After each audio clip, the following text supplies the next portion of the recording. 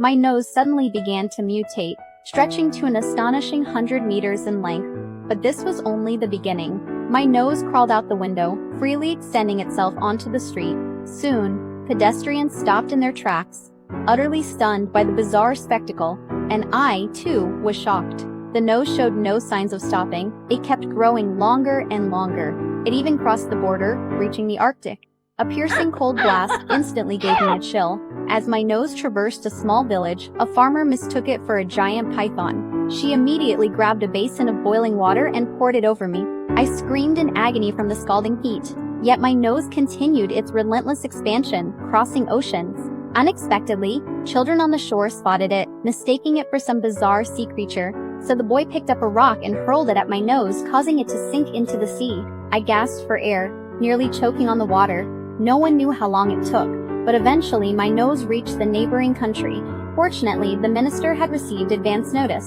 The citizens prepared to welcome my nose's arrival. They dressed in their finest attire, eagerly awaiting this marvel. Finally, my nose emerged into the center of the road. The crowd erupted in cheers and offered salt to welcome it. After sniffing a few breaths, I choked and coughed violently.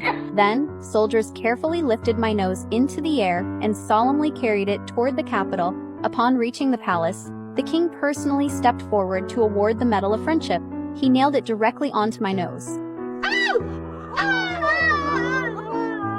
To cure my strange affliction, my father dispatched his men to seek renowned physicians. Soon after, 3 veteran soldiers arrived at the palace. They administered a homemade powdered medicine. I began sneezing violently. Unexpectedly, after the sneezing fit, my nose began shrinking rapidly. Before long, it had retracted all the way back to our national border.